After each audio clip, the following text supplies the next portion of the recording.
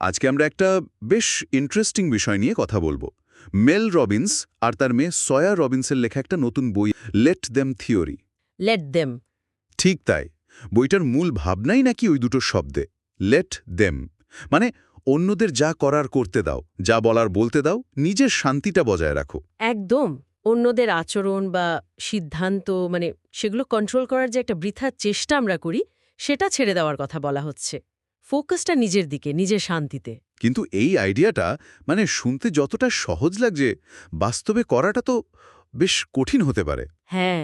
আমরা সবাইকে খুশি করতে পারি না, সবাইকে বদলাতেও পারি না। হুম এমনকি সবাই যে আমাদের জীবনে থাকবেই সেটাও তো জোর করে ধরে রাখা যায় না। হুম এই চেষ্টাটাই আসলে শক্তি নষ্ট করে।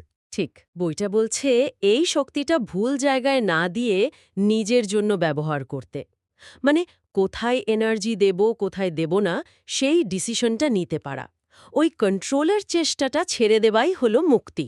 বইয়ের বিশ্লেষণে একটা কথা দেখলাম, নিয়ন্ত্রণের ভ্রম বা দ্য ইলিউশন অফ কন্ট্রোল।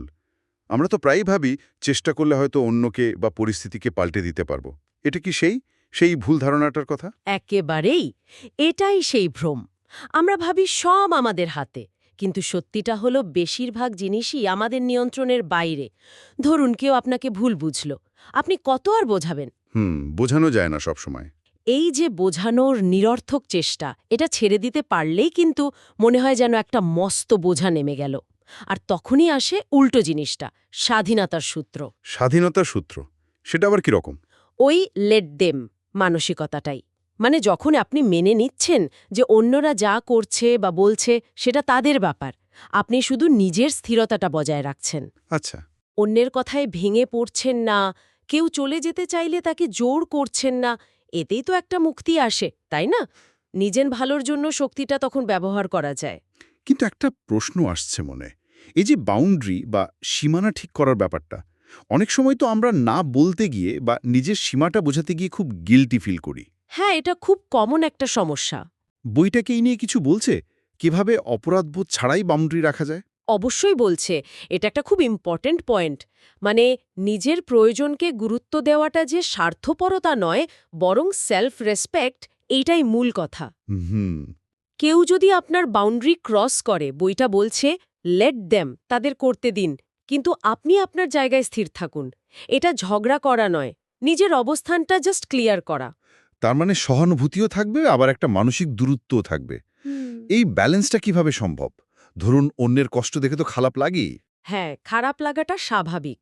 সহানুভূতি অবশ্যই থাকবে। কিন্তু বইটা বলছে আপনি সহমর্মী হতে পারেন, অন্যের অনুভূতিকে সম্মানও করতে পারেন, কিন্তু তাদের ইমোশনাল বোঝাটা নিজের কাঁধে তুলে নেওয়ার দরকার নেই। আচ্ছা। তাদের সমস্যাটা তাদেরই সমাধান করতে দিন। Let them. আপনি সাপোর্ট হিসেবে পাশে থাকতে পারেন, কিন্তু তাদের রেস্কিউয়ার বা উদ্ধারকর্তা হওয়ার চেষ্টাটা বাদ দিতে হবে। এতে নিজের এনার্জি বাঁচে। জীবনের অনেক পরিস্থিতিতেই তো বেশ টালমাটাল অবস্থা থাকে, যাকে বলে কেয়স। এই লেট দেম নীতিটা কি সেখানেও কাজে লাগে? খুব বেশি কাজে লাগে।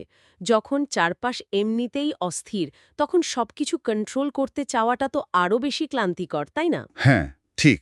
লেট দেম এখানে এটাই বলে, যা আপনার নিয়ন্ত্রণের বাইরে, সেগুলোকে সেগুলোর মতো হতে দিন।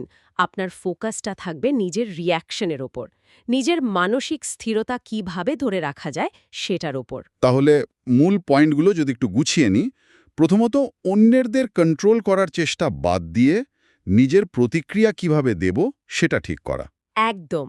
দ্বিতীয়ত, যারা থাকতে চায় না বা সম্মান করে না, তাদের জোর করে না রাখা, যেতে দেওয়া, এটা আসলে আত্মসম্মানের ব্যাপার।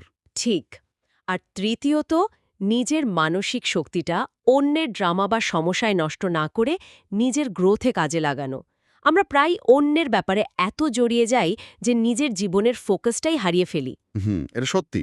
বইটা সেই ফোকাসটা নিজের দিকে ফেরাতে বলছে। আর চতুর্থ, সব কিছুতে রিয়্যাক্ট করার দরকার নেই।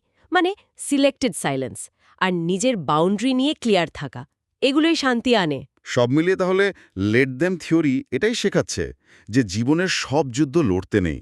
কিছু মানুষ, কিছু পরিস্থিতি, কিছু ভুল বোঝাবুঝি, এগুলোকে জাস্ট ছেড়ে দিতে পারলেই হয়তো নিজের শান্তিটা বেশি থাকে। সব ঠিক করার দায়িত্ব আমাদের নয়। একেবারেই। এটা শুধু একটা থিওরি নয়, এটা আসলে একটা প্র্যাকটিস, নিজের জীবনে শান্তি আনার একটা পথ। তাহলে শ্রোতাদের জন্য একটা প্রশ্ন রেখে দেওয়া যেতে পারে শেষে। হ্যাঁ, অবশ্যই। এই মুহূর্তে আপনার জীবনে এমন কোনো পরিস্থিতি কি আছে যেখানে এই লেট দেম নীতিটা একটু অ্যাপ্লাই করলে হয়তো আপনার ভেতরের অস্থিরতাটা একটু কমতে পারে? একটু ভাবুন তো।